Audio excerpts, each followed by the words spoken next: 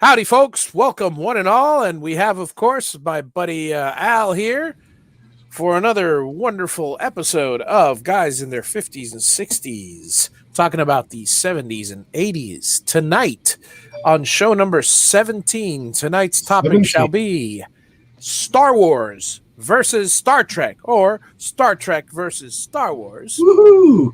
And that's not the full title. The full title is Star Trek versus Star Wars. No contest.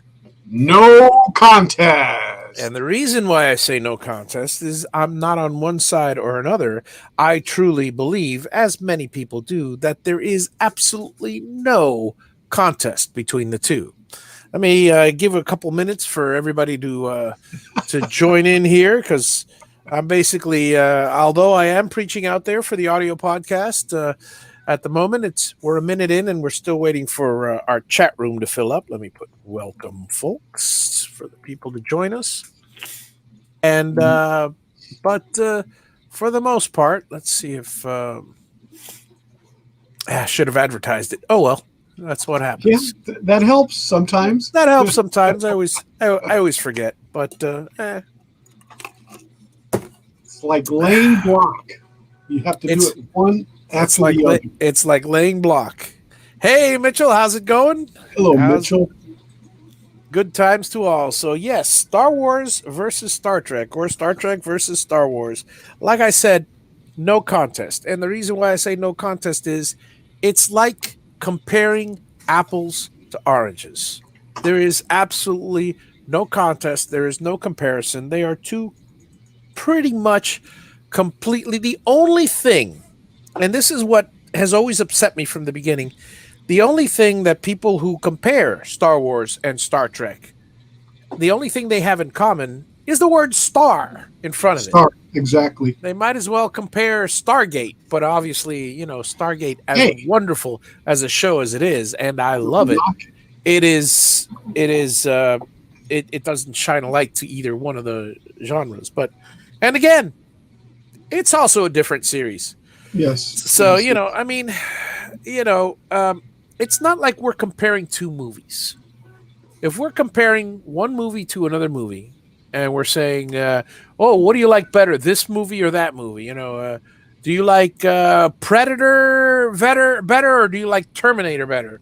Yeah, they are two completely different movies, but the fact that they are movies, you can say, I like this one better over that one. But with Star Wars and Star Trek, now let's see what kind of. Let me see if I can pull up here. Now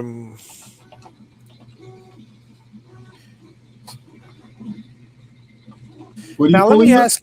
I'm just seeing common threads that they might have.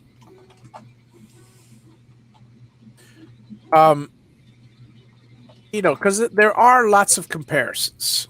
And basically, the only really comparison you can do, if you were to do it, is you can compare the movies. And I got to tell you, as much as I love Star Trek, and I do, and you guys know I do, it's no comparison. The Star Wars movies, the original 3, 4, 5, and 6, just blow the Star Trek movies out of the water, with the exception of Wrath of Khan. And possibly Undiscovered Country. I don't know about you guys, but Al, what do you think? Undiscovered Country and Wrath of Khan for me are the top two, and always will be, movies. I enjoy some of the others. I don't enjoy some of the others, but I was never big on the Search for God. The number 5, Spock's half brother. Spock's half brother Cybok. Yeah. That was just sad. That was a little sad. But I got to tell you, I did incredibly enjoy Harve Bennett's shows and Star Trek movies, and it was just, not the search for the Wrath of Khan. Wrath of Khan probably has got to be, both of them, Wrath of Khan and Undiscovered Country, are I couldn't decide between the two. The Wrath of Khan is an I don't know, the word I'm trying to use is like I want to say an icon. I mean, the Wrath of Khan is just, I think what they gauge all the rest of the other movies, all the rest of the Star Trek movies on. And although I do like Ricardo Montalban, with rich Corinthian leather. yeah, it always makes me think of that Volare. That Cordoba commercial. Cordoba. Yeah, that Chrysler Cordoba with rich Yes. Corinthian leather. Yes. Yeah, that's classic. That one and Fantasy Island. But we digress. So basically, yeah. That plane. Now Jeffrey brought up the humpback whale saving the world, and that was truly a sad one. I mean, it was entertaining to watch, but that should have been an episode, not a movie. I mean, that's I don't know what kind of crazy whale lovers got on their high horse for that one. I hate it when that happens, when people try to send. Okay, let me finish my sentence. I hate it when people try to send a message. And I'm saying this about Star Trek, whose whole premise That's all it did, yeah. is send messages. But they did it in a way, whether it was about same-sex in the more recent things, or whether it was about equal rights, or whether any concept, any progressive concept that you have, they did it in what I feel is correct, just, Yes. forward-thinking, Yes. progressive way Yes. that attracted people to the ideas. Yep. They didn't shove something down your throat or in your face or anything, and that's what the humpback whale episode seemed like. It was current events at that point in time, and it definitely made a point. When I think about the 60s and the episode with is it Loki? It's the black and white and the white and black. Yes. When they were talking about race, or some others that were talking about, the advancement of computers taking over whatever the subject would have been. They always presented it in such a way that they weren't shoving it down your face. They were basically telling you a story and telling you, hey, take a look at this. What if? Or opening your mind to, this is a whole other world. That particular episode where you're talking about, and I think it's Frank Gershwin or something like that. Frank Gorshin. Yeah. He's white on one side and black on the other, and the other guy is black on the other and white on, and he goes, but can't you see? He's black on the right side. He's white on the right side. Yeah, exactly. Yes. It's it makes such a point that subtle, albeit, but it's there. I got my cloaking soda here. Your cloaking soda. Yes, Alex, my cousin Alex, wore a metallic object in his ear for months after seeing Uhura with that tiny skirt. I got to ask you guys something, because, I've always been, I like many other Star Trek folks, have been a fan of Uhura and, of course, Yeoman Rand for years of the skirted females in Star Trek. But whether it was Deanna Troi or Jadzia Dax or whoever. But Uhura, when she was dancing in the again in that horrible Search for God episode, what was it called? Not the Undiscovered Country. What was number 5? It's like my mind doesn't want to remember the title.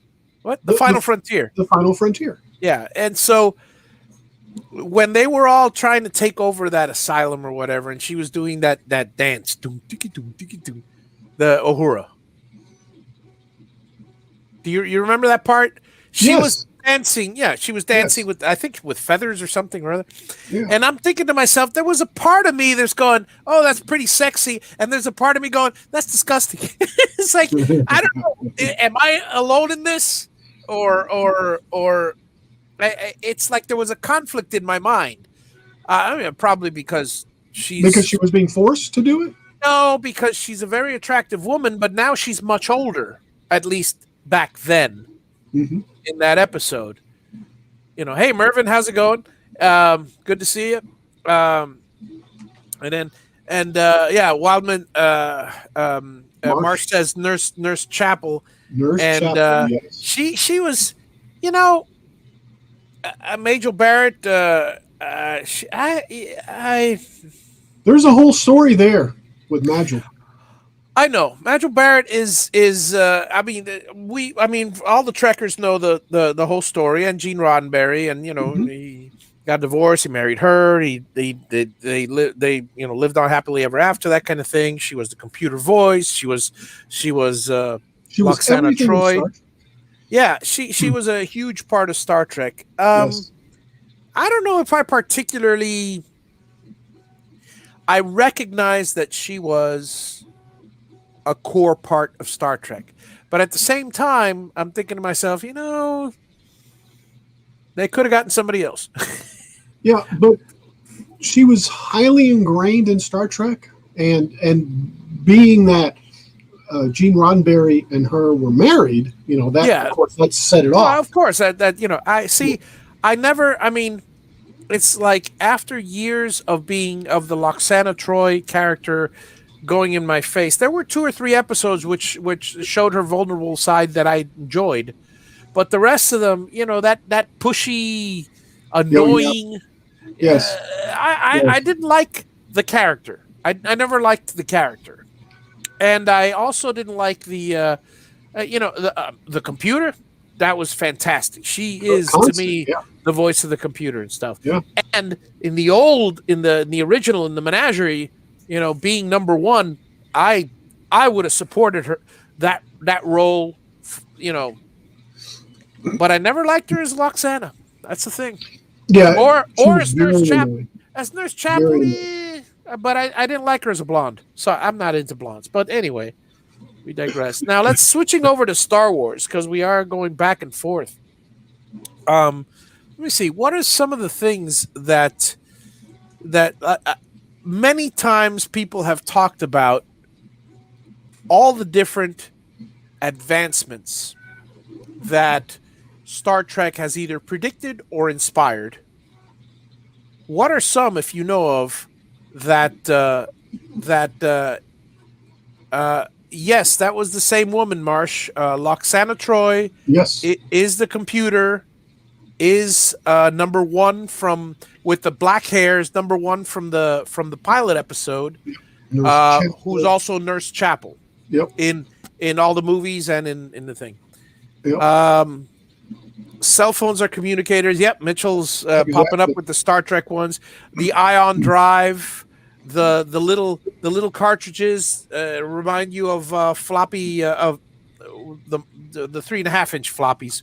To me, floppy is 8 inch and five and a Is quarter floppy is inch. floppy too. Floppy is floppy, not those Yeah. hard ones. But regardless, now Star Wars. What types of, or are there any? Can you think of anything in Star Wars that is a prediction of the future? Because I really can't. That's one thing that Star Trek was the first to come up with a lot of those. Oh yeah, the pads, the pad Yeah, the Mitchell PADDs, holograms. Exactly, holograms. holograms. Yeah, we are entering a virtual world where When here I'll digress for a second, as I yes, often do. help me, Obi-Wan Kenobi. You're my only. Only hope. So I went about a year ago or so. I went year or two ago. I went over to a friend's house, and they had one of the VR goggles, the Oculus Rift, that one, and and I put it on for the first time. Now, I'm not.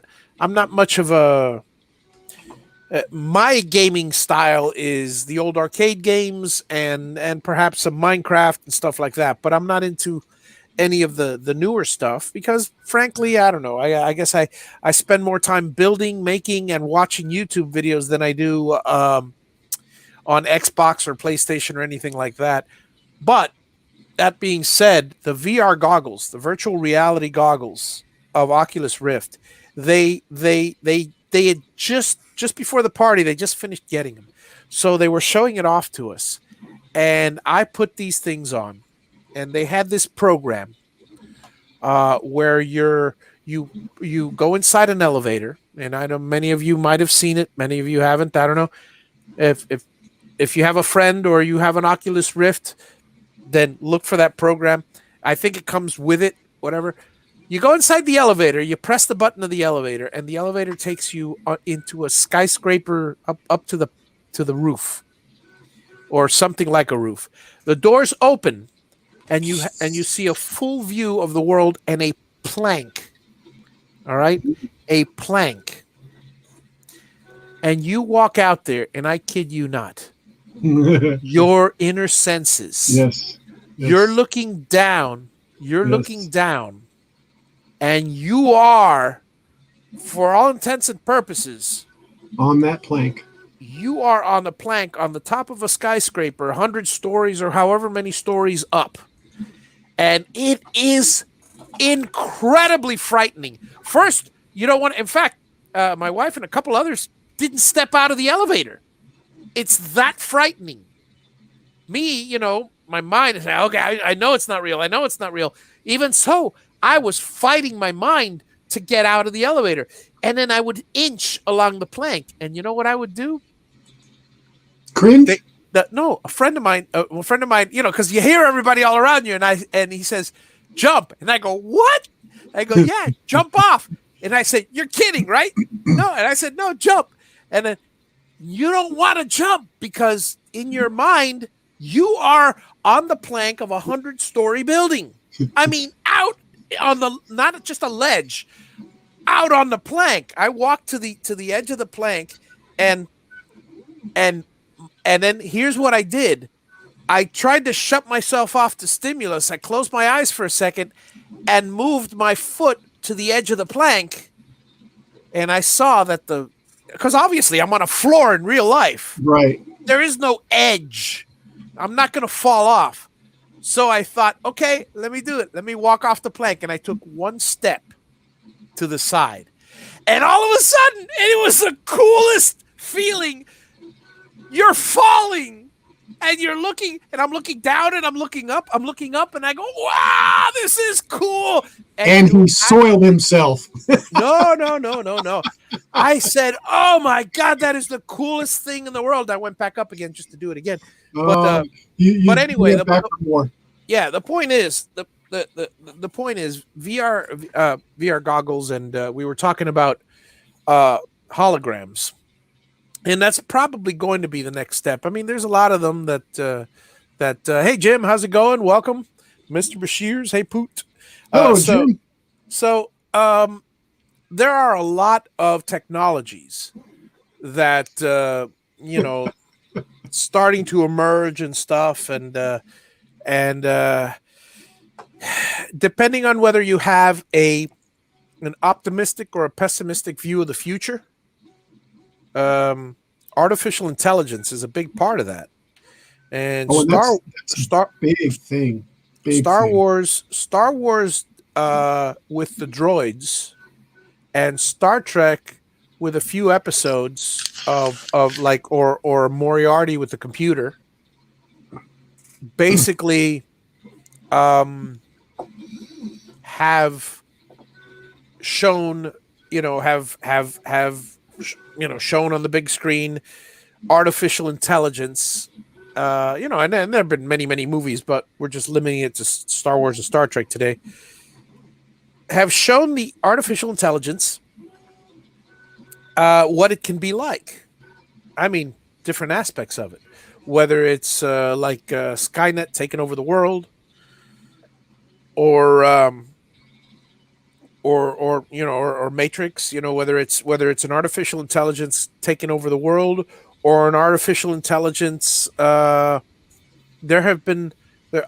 Sad to say, there have been a lot more movies of artificial intelligences taking the world than artificial intelligences helping humanity, Helping people, yeah. because it seems that everybody is very all these creators are so pessimistic in thinking that an artificial intelligence created and inspired to help man will automatically get a Yeah. swelled head and think that they can do it better and then get rid of man. Dig this. Dig this. The irony in that is that right now, artificial intelligence runs so many different things in our life, in the in town, in our cars. I mean, you know, and it hasn't taken over the world. But yet, We don't have artificial intelligence. I mean, okay, well, there's an argument, but like, yeah, look, if you listen to and I follow Steve Wozniak quite a bit. I'm a huge fan. There's my business side there, and there's my technical side. I'm split into two halves. My business side, would follow somebody like Gates or Jobs and stuff, and admire, or Buffett, and admire all the work. But my technical, which is probably 75% me, my engineering technical side, it's all Wozniak. And no he Elon Musk in there at all. um he is more my altruistic side, Mm.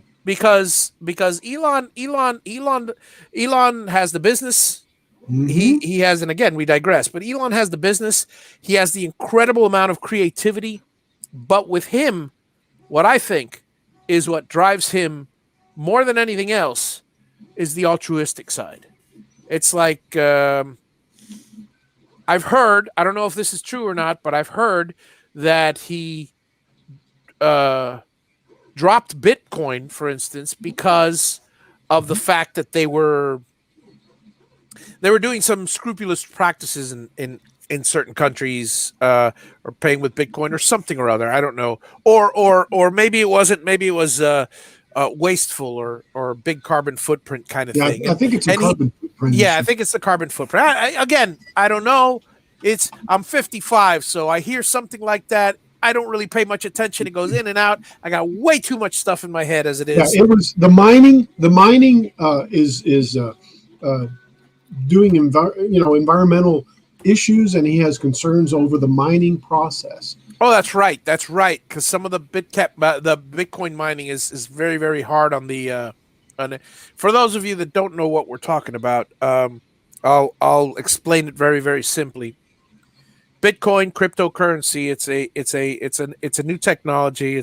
It will likely be the future. There are so many different ethereal Bitcoin. There's so many different Dogecoin. There's so many different coins out there. Different kinds of coin, Yeah, kinds of cryptocurrency. Bitcoin's the big one, and what it is it's blockchain technology. To explain it extremely simply, it's there's a huge key. You got a private key, you got a public key, and there's a lot of encryption involved. That, to the point that if somebody were to try to hack it, the fastest computers now would take millions of years at the current rate now to crack something. And on top of all of that, everything is publicly displayed. In other words, it's like if I give $5 to Al, I'll I take it. go, okay, I have given $5 to Al, but guess I'll what? take it. Now there is a record of You put me it here. saying that I gave $5 to Al all throughout the entire internet. So everybody knows that the $5 that I gave to Al came from me, et cetera, et cetera. And that's how it is with Bitcoin, is that everything from the first initial transaction is viewable in the chain, because the chain, all it does is get bigger and bigger and bigger, and it adds the information on there. It's like if somebody It's like if a bank had for public viewing a ledger of every single one of their transactions for everybody. And anytime there was a new transaction, someone would write it and spread it to everybody. That being said, forget all of that, but that's a new technology and stuff. Going back to what Elon said, um, So the advantage to this is that one it's a question. global technology and it's not controllable by anybody. Yet it's One question. influenced by people. Yeah, So is Bitcoin Star Trek currency or Star Wars currency? I mean, that's a good question. is That's a that good a question. development of it? Well, no. See, here's the thing. That's the one thing that Star Wars used credits, so that can be compared to one global ACH, clearinghouse. Um, but but they never said whether. See, the thing about the way we do business now with money digitally is I can transfer money to you, from you, et cetera, but ultimately it goes to my bank. So my Mhm. bank has the keys, if you will, and all the money, or rather the information. If my bank decides to, you know, go crazy or whatever, well, I either lose it all, or if the bank decides to give me millions of bucks, I gain more and it's worth less. Is what I'm saying. So it's not like e- everybody controls it. It's one house, or rather, wherever I keep my money, they control my money and the people. Um, and again, we're getting into completely off track here, Now, but Star Wars going back, has Star Wars is credits. So the I credits, yeah, would like and to Star assume Trek. that it's some sort of global, magical, ethereal world where you have, you know, where you press a fingerprint, and that's what everybody envisions. Yeah, yeah, and that's really what has developed. I think our credit system, energy credit, is what Star Trek uses for currency.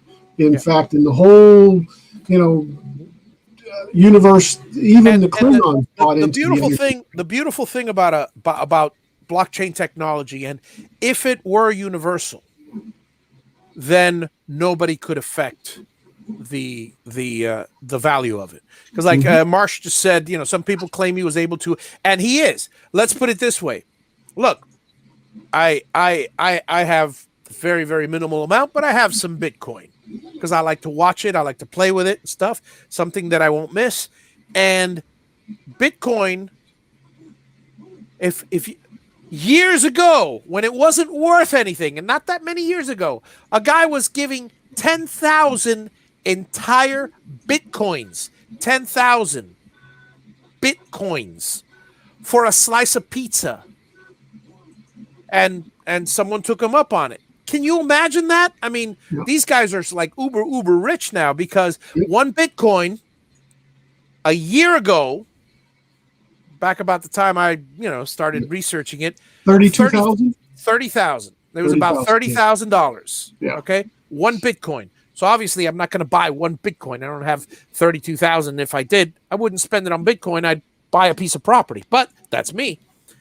However, then it went up, and it's gradually gone up. If you followed it recently, it's gone up to 65.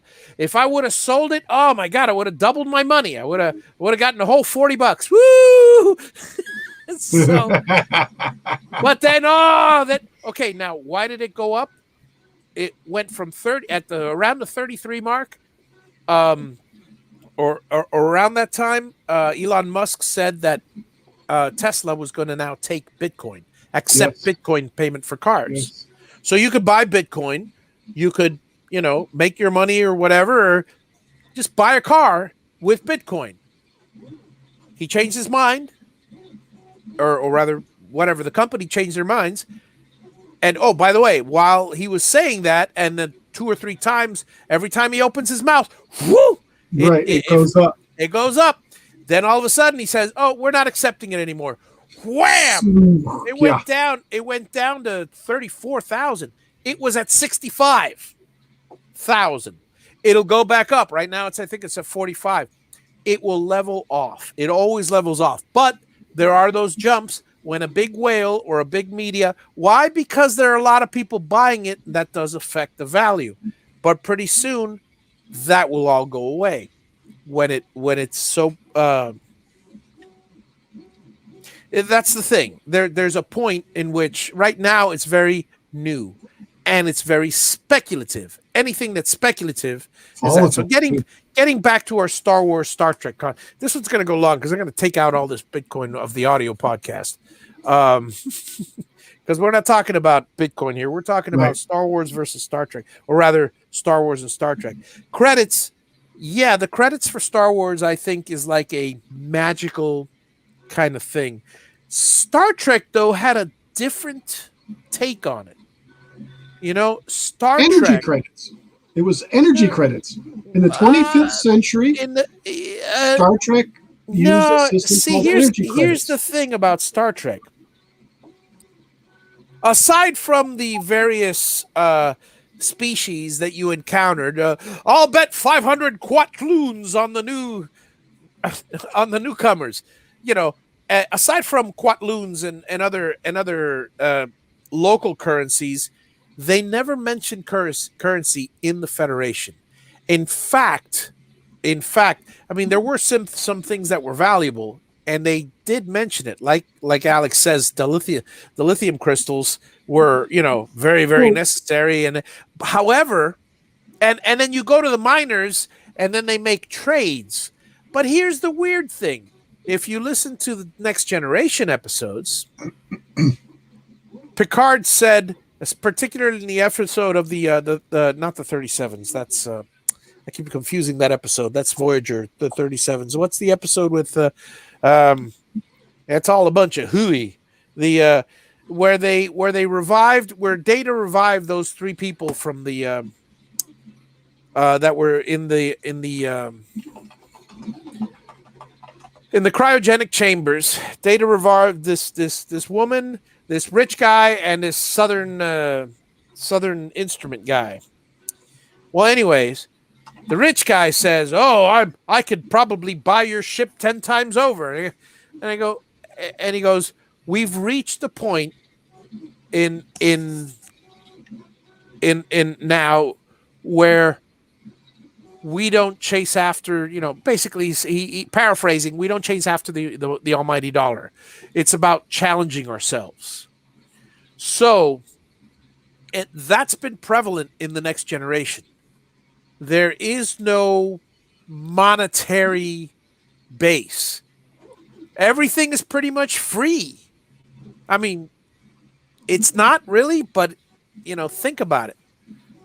It's like people only exist to better themselves. See, I mean, it's a very altruistic society, but if people were to truly think that way, good evening, Russ. Feel free to join us. You have the link. If people were to truly think that altruistically, I would be like, I can get wood wherever I want. I would put my time into creating new projects, and I would give them away to people. That would be, and I'd never be at a loss for anything I wanted. And if anybody wanted anything, they'd ask me, and I'd, I mean, obviously, life doesn't work this way, clearly, but it would be so nice if it did. Let me put it this way: I am my background is such that I believe hard work should be rewarded, but at the same time, I believe it would be a wonderful world if you had the choice of either working or not working. But, and that's a wonderful Star Trek world. Let's see. So Alex was talking about the inflation having a gallon of blue milk up to 5 credits. Blue milk. I'm assuming he's well, credits is Star Wars and blue is Romulan ale, so maybe Oh, I see. I see. unless he's talking about I don't know, some sort of um, Orion, not Orion. Orions are green. Come on, my mind went blank. Dorians. Um, some sort of Dorian milk. Anyway, yeah, I was just thinking, it's so funny because he said, inflation and stuff, and it's like, I guess it would be back with Star Wars, with Star Trek, it would be Romulan ale being very expensive or forbidden, and here at the moment is wood. I got to tell you, Well, again, I'm gonna drop. I'm gonna segue again for a second, and blue milk. go on. Blue milk is actually Star Wars bantha milk. I think that's what he's referring to. It's possible. It's very It's possible. a blue colored milk. Endorians, thank you, Marsh. My mind, That's I'm going produced by the Endorians. I'm bantha. missing something. The Endorians, yes, blue antenna. That's I gotta tell you, and I'm all over the place here, but I know Enterprise is not our retro show, but Star Trek Enterprise. Um, what's his face from? I'll tell you what is the guy that plays the Andorian, Shrek, or Shrek, Shrek? Shrek is Shram, green. Shram. My mind was Shram, Commander Shram, or whatever. The guy that plays Shram, who also happens to be the guy that plays one of the oh my god, he's done so many characters. He's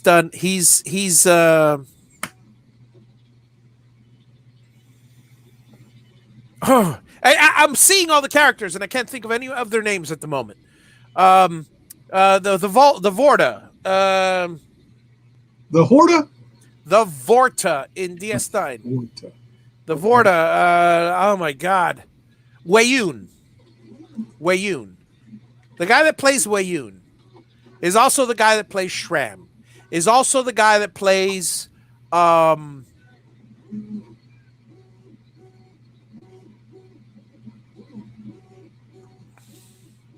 Okay, now I'm really losing it because. Hang on a second. And now, folks, two old guys talking about the 60s and 70s. I don't know. Jeffrey Combs, folks. Jeffrey Combs. Okay. Jeffrey Combs is the actor. And in Star Trek, he plays here we go. 80s. Let me see. In the 80s. Oh, sorry, this is film. Where's TV? Here's TV. Here we go. 80s. He's played. He plays Wayun. He plays Brunt, and Tyron. Okay, so Tyron is just a one character that he was an evil guy. He was just in for poisoning somebody, but With blue milk? no. Wayun is Wayun, and I love Jeffrey Combs. He's a fantastic actor, and he's always wearing makeup on everything and stuff. And then he also played Pank, which is, if you saw the episode with Voyager and The Rock, remember when The Rock was battling, or The Rock, Wayne The Rock Johnson? No, that rock. I thought. Yeah, I thought you were talking about sorry. the Horta again. Wayne The Rock Johnson was battling 7 of 9. The guy that was running that whole ultimate fighting, whatever, is called Pank. He was played by Wayun. So there's another one for you, And on Enterprise, he played Shram, and Krem was the other one. But anyway, we digress quite a bit. We were back on blue milk and inflation. Oh, so Where's our show notes? We don't have any. We're going all over the place on this. Show notes, schmo notes. So, yeah, show notes, schmo notes. So, that joke about inflation, the one that I saw, which was just hilarious. I'm sure you've seen it.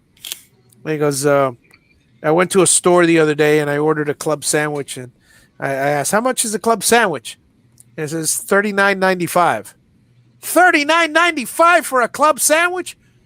Well, the sandwich itself is only $6.95, but we had to raise the price because of the cost of the 4 toothpicks. Give it a sec. Give it a second. It'll sink in. Because come on. I mean, exaggerating the cost of wood. Let me tell you, I've seen so many different Facebook memes on the cost of wood and everything.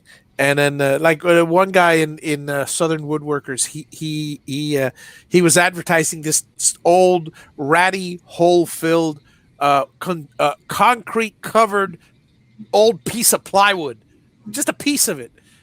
And he goes, and he goes, $55. I know what I have. And it's funny because when CDX plywood is up to $88, Yes. it's a freaking joke. It's a joke. I won't build. All my woodworking's on hold until the prices go down.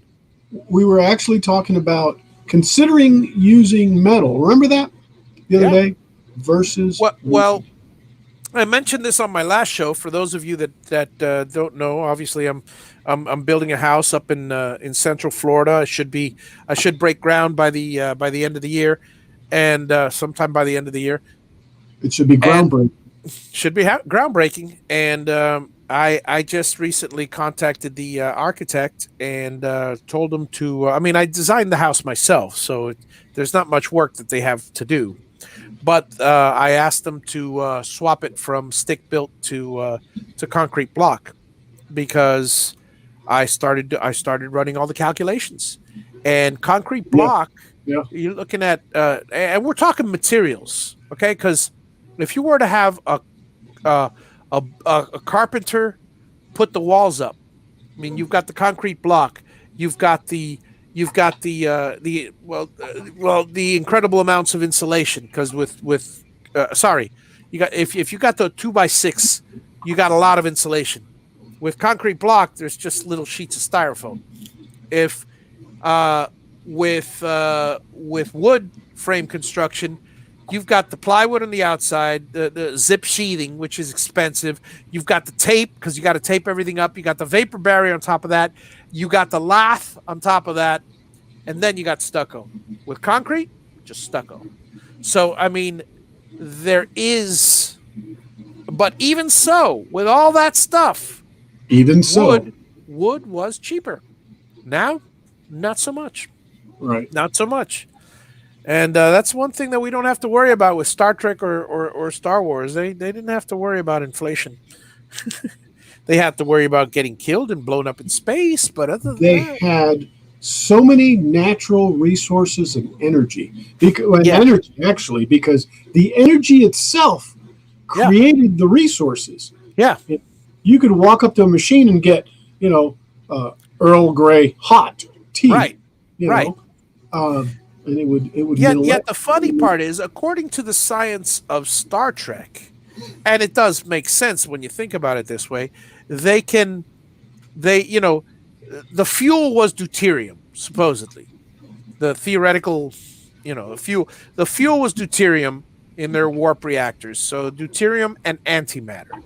And using that, they could create just about anything. But they couldn't create the dilithium crystals, which I found really hilarious, because they could replicate anything. They wouldn't have enough power to create dilithium crystals. Yet, according to the science of Star Trek, dilithium crystals only controlled the reaction. Yeah, it just mitigated the it was basically it was nothing more than a valve. So that's some of those things are a little iffy, but they replicated what they needed. But as you heard on Voyager many times, well, I don't have enough energy to replicate a cup of coffee, that kind of thing, So energy is everything. And but again, there you go. you know, what about 3D printed concrete? I thought about that. I thought Yeah. about that, but again, we're going for cheap here. First, so number one, we're going for cheap. Number two, if you look at the 3D printed concrete, as of yet, they have not created a a job site, a house that doesn't look like a freaking bunch of ropes of concrete, layers of concrete. Layers upon Yeah, layers. you're basically going to have to, yeah, and then on top of that, it's a lot more work. It's I can very do it. specialized. Yeah, it's very specialized.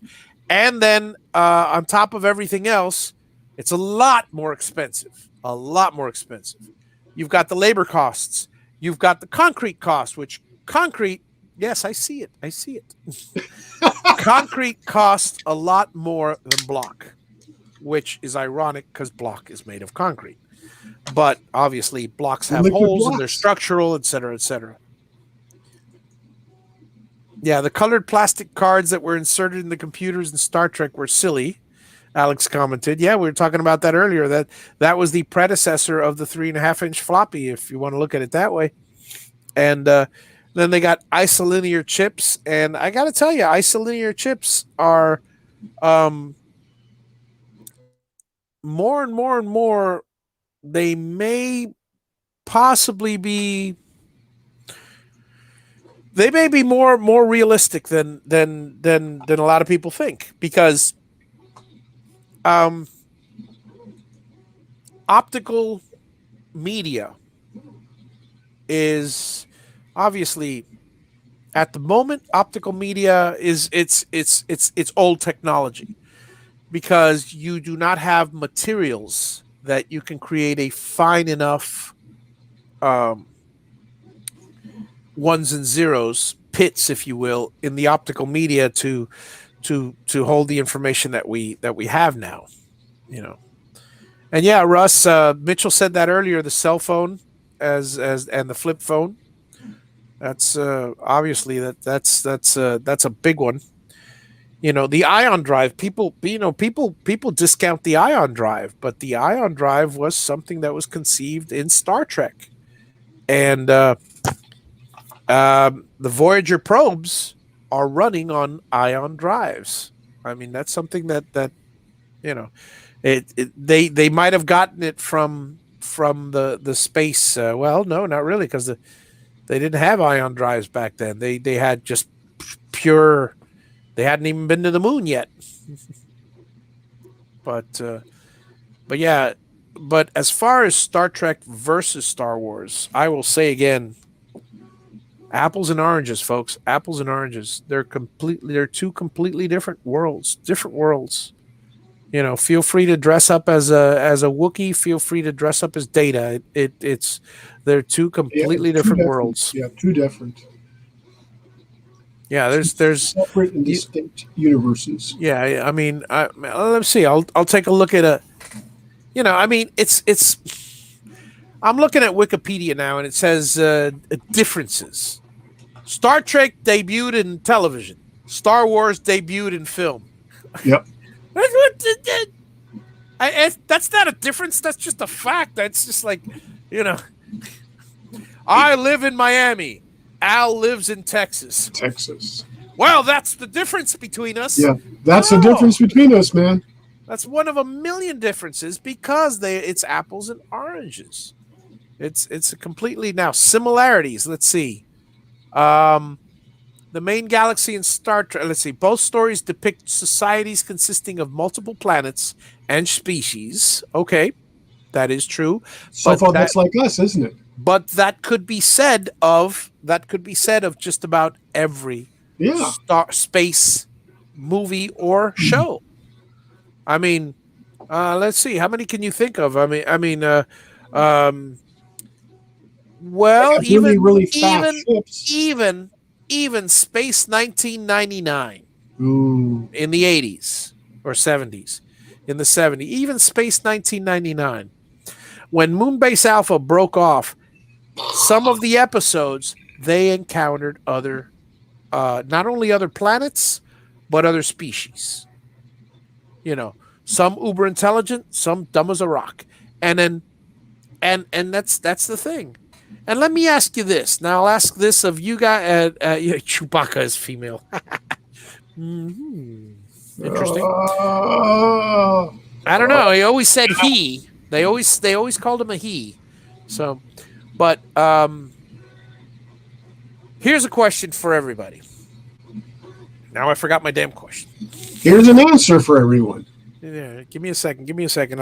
Okay, I was talking about space and that, and okay, it was on. It's on. Chewbacca, female.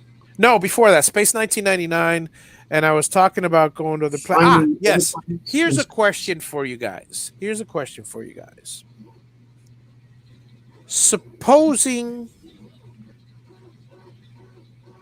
just suppose that there is life aside from ours, conscious, self-aware life as we know it, not as we know it, but just conscious, self-aware life on out there in the vastness of space, which I certainly believe there is a possibility. But not unlike doubting Thomas, a highly overrated phenomenon. I will. Now I'll share with you my speculation. Tell me if you agree with me. Tell me if you disagree. Tell me if you have your own theories. But this is my theory. I think there is a possibility that there is life in the universe aside from ourselves. However, the odds of us meeting that life are billions and billions, are infinitesimal because of the following factors. Number one, I think that if there is life, it could very well be billions of years ago that it happened because this universe is ancient. Or it could be far into the future. Well, far into the future, then that discounts life now. But As it could. Kaku would say in the future. So I believe we're the only ones here? I don't know, but I believe in the possibility that somebody else may be here in the past. Certainly, obviously there were dinosaurs, but well, they're not sentient life anyway. So, secondly, the vastness of space. It's very possible that there are beings not unlike ourselves, but so far away that in the entire span of our species, and I certainly think that, we had a beginning, we will eventually, God forbid, but we may have an end. We may move on to space, we may grow, we may blow ourselves up. I don't want to be pessimistic, but, the bottom, or we may exhaust our resources, or we may live to see the sun explode and no longer. Whatever the case may be, in the span of billions of years, it's a very, very infinitesimally small span. So if somebody else has something similar far away, and thirdly, it may not be life as we know it. And I know that's been said many times, but think of the Horta and silicon-based life. What if life is an ethereal, spiritual-based life, which we have absolutely no concept of, and they of us? What if we're like ants to them, and they have concept of us, but we cannot think at their level or perceive them at their level as a little ant does to a human being? What if it's a completely different? There are many planets. There's many different chemicals out there. There's a very good possibility that it's a chemical or element completely unheard of that could form life in a different set of circumstances, whether it's a high gravity environment, high heat environment, low heat environment, whatever the case may be. So you put together all these factors, all of these factors. What makes you possibly think that there are people like ourselves or very, very similar to ourselves that can communicate with us anywhere within earshot. How likely does that seem? Not very. No, it doesn't. That's my theory. Possible? Yeah. Possible that there's life out there? Yeah. Probable that they're close enough to talk to us? No. I've got a quote. And this is from Arthur C. Clarke. And one of the things that he says is two possibilities exist. Either we are all alone in the universe or we are not. Yeah. Both are equally terrifying. Yeah. Yeah, it's absolutely right. Both are equally terrifying. I mean, well, it depends how you think, because if we're alone, it's kind of terrifying. But if we're not alone, that's not terrifying. To me, that's not terrifying because I'm an optimistic person. Because I'd like to think that other person would eventually, Hey, come on! This was Arthur C. Clarke. Come on, man! Cut the guy some slack. Yeah, this is the guy that had a computer completely cut us off from our air just because of an obelisk. 2001, right? Yes. Yeah. Arthur C. Clarke. Kubrick and Arthur C. Clarke. Yeah. But yeah, I'll tell you. It's given the number of star systems and planets, Marsh says, if we're the only ones, it truly is a miracle. Absolutely. I agree. It truly would be a miracle, unless we come into some information that says the world is circular and the world is much smaller than it is, and the theory of infinity or space is circular and doesn't exist, and because again, I'll go back. Okay, this is more philosophical, but I'll go back to, and I said this before, and I'll say it again: the Land of the Lost. Okay. Dum, dum, dum. The Land of the Lost series. It started with Marshall, Will, and Holly falling into a time vortex where they fell into this Land of the Lost where there were dinosaurs. Okay? They found these machines built by people of the future and of the past. Don't ask me to explain it. Where they found a portal. But in order for them to leave, in order for the three of them to leave, 3 people had to come in. Well, guess what? 4 years, the show ran for 4 years. 4 years later, they left. And you know who came in? Their 4-year-old past selves. And it was a time loop. It's like a mind-blowing, but if you really, really stretch your imagination, you can put stuff together. And that's just one way of looking at it. Yeah, and unknowns too, because nobody knows. That's what makes it, I think, so intriguing. Yeah, Marsh, you're so right. They think of either tardigrades? Tardigrades, yes. Oh, tardigrades. Or cats, yeah. Yes. To be the dominant species, yeah. I'm telling you. Land of the Lost, like driving through Hialeah. Yeah, tardigrades are they're known like little water bears or moss piglets. Yep. They're 8-legged segments. They're micro animals, is what they are. Yeah, it's incredible. And so deep in the. Good night, Al. Good. Thanks for dropping in. And we'll be dropping out soon because it's getting up on that time. But we spent so much time talking about Bitcoin. I'm gonna extend this a little on the Star Trek side. Land of the Lost is like driving through Hialeah. Oye, chico, ven pa' acá. Oh, yeah. Sorry. Not exactly. But I'll tell you. Star Wars. Now, let me ask you this. Obviously, Star Trek has a very optimistic and somewhat realistic, Yeah. realistically optimistic view of the future. Star Wars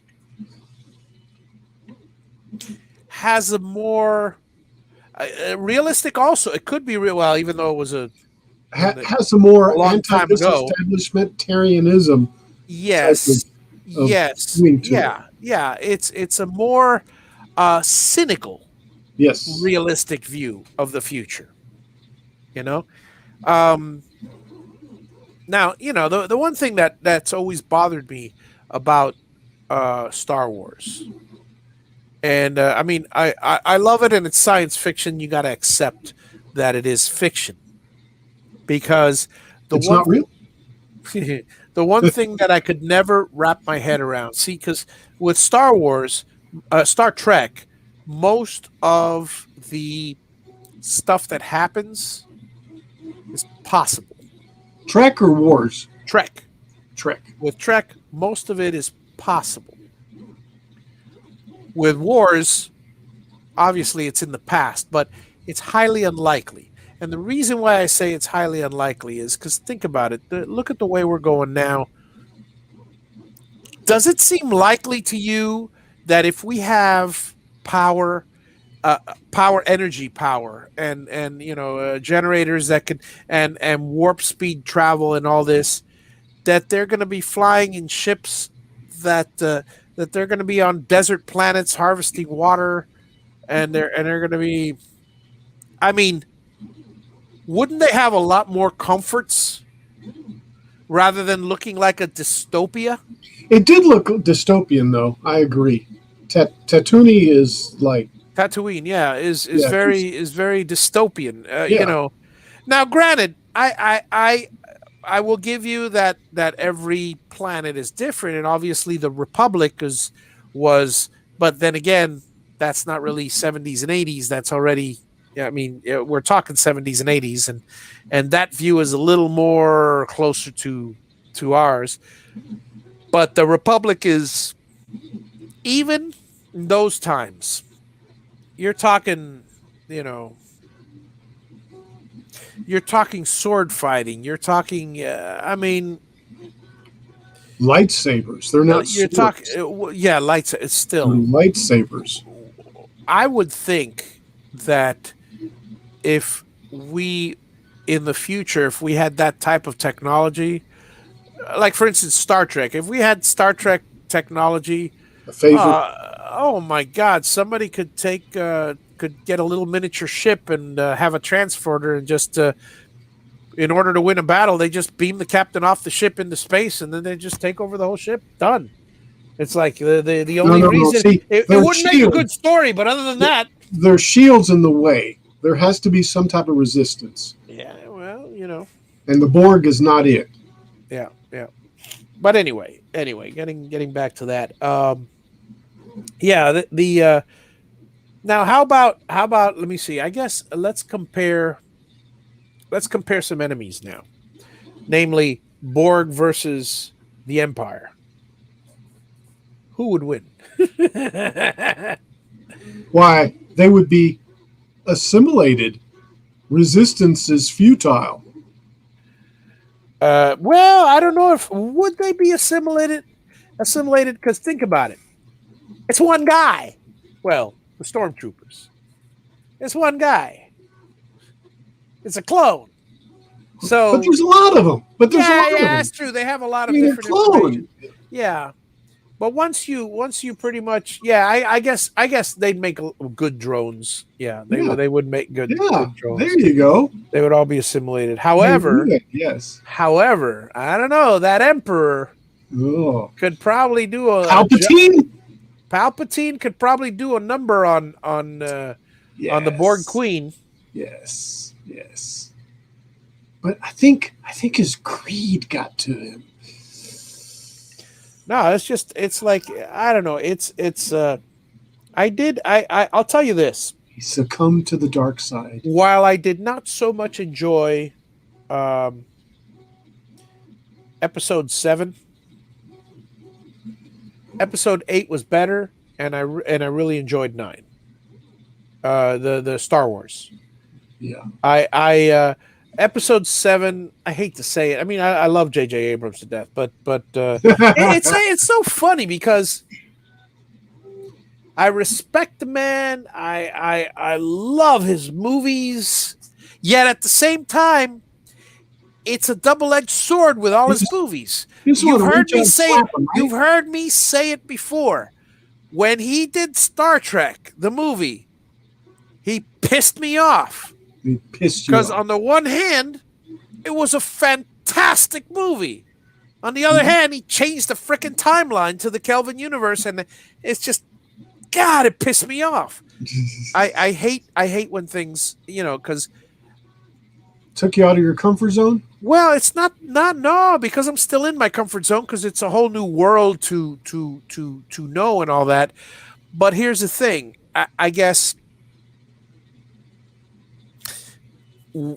the older we get, and this is, I resemble that remark. and we resemble that remark. Guys in their 60s and 50s and 60s, 60s and 70s. yeah, Oh my 60s, God. that too. There's a lot of them out there too. Well, the older we get, it's not that we resist change, because I don't resist change. Yeah. There are certain things, for instance, a CNC. Okay, CNC is fairly recent technology. It's pretty old technology, but it's fairly recent technology. There are so many technologies now, like 3D printers, CNC, that vinyl printing, that was only available to industrial houses, that now the average consumer can buy. Okay, I love that. That part of technology, that part of advancement, that part of progress, I love. Um, the cultural, my daughters listen to all types of different music and stuff. Some I love, some I don't. Some are really raunchy and have lots of bad words. Others like AJR, or others are really really catchy tunes, and I'm not so set in my ways that I can't adapt and learn a new song, although I do enjoy all the classics. But that being said, when J.J. Abrams creates Star Wars, I mean Star Trek, because he did both. when he directs Star Trek, the movie, and it changes everything. What two things enter my mind. Number one is, to a certain degree, you're telling me that everything I learned in the past is now worthless. Everything that I have enjoyed in the past is all worthless, because now in the future we're going on with this new direction. Because up until now, even the next generation, they never denied anything that happened with Kirk. They built on it. Yeah. Everything with Voyager never denied anything that happened with Deep Space Nine, or with that. In fact, interweaved it and built on it. Star Trek the movie basically said, we got one guy. Before anything happens to him, we're going to change him. And by the way, we're changing the whole entire world. Vulcan is gone. There is no Vulcan. They can't do any more stories on Vulcan. Why? It's gone. The Romulans are their planet. One of their planets blew up, or so they now they're. It's a whole different scenario. So part of me enjoys the change, but part of me is thinking, it's. I mean, and this has happened many times in the past. There's an episode of Eureka where they changed the timeline, and I was like all messed up for a little while there, because I had liked the stuff that happened, and you just erased it, and don't do that. Warehouse 13, same thing. But anyway, so getting back to this, when you're older and you've studied so many years, and now this has changed, that kind of hurt. So J.J. Abrams kind of affected me that way, both positively and negatively, and that's good. That's what he does. He's an artist, and he creates strong feelings, and he certainly did that. So he achieved what he was going for, and again, I'm a fan. Star Wars, when 7 came out, I was a little disappointed because it seemed, now here's the opposite. It seemed everything was repeating itself. In what way was it repeating itself? BB-8 is R2-D2. Oh This yes, is that. This is that. This is that. Oh yes. my God! It's the whole freaking thing all over. I I mean, noticed. I understand the whole concept is there's always a master and there's always an apprentice. Yes, I understand that's how all of Star Wars reacts. But 1, 2, and 3, while taking those, number, while barring Jar Jar Binks, which was probably a mistake. 1, 2, and 3 were very entertaining because they told the story, they tied it into 4, 5, and 6. They were the prequels, and they still had the master apprentice thing, but in a different light, you know. Yes. Whereas with 7, 8, and 9, well, 7, it seemed like it was repeating itself. Now 8 went a whole different direction, and it was fantastic. It was, it was incredible. And then with 9, it just when the emperor was found to be alive. Oh, spoiler alert! If anybody's watching, when the emperor was found to be alive, and yeah, there were some interesting things there that it was great. I loved it. I loved it. It was really neat actually. It was a cool thing to see. I mean, this guy, I mean, oh my God, and you almost kind of wonder after I mean, obviously he was destroyed and stuff. Well, he was blown up before and he came back. Was he really gone? Is he really gone? Just like Spock. Spock was gone. And then yeah. Yeah, but yeah, exactly. But the thing about the emperor, and I had read a few of the Star Wars books, and one of them had the fact that the emperor was orbiting, and the power of the emperor coalesced and all that. So yeah, there are hints to that in the books and all that, but um, even after death in the latter movies, Luke and Leia, well, more Luke than anything else, could walk around and talk to people and affect, and Han Solo as well. Didn't Han Solo pop up and talk to his son? Yes. And Yes. and funny enough, he well, didn't have the I don't Force. want to give anything away, but yes. Yeah, and yet On a bridge. that's right. And yet he didn't have the Force, which is kind of funny. Mhm. But anyway, well, he might have learned it.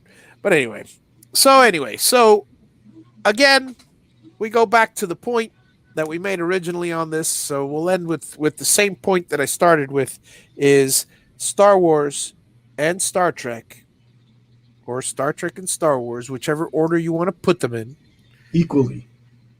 equally have absolutely very, very little to do with each other. Yep. Should never or rarely be compared because, frankly, there's no comparison.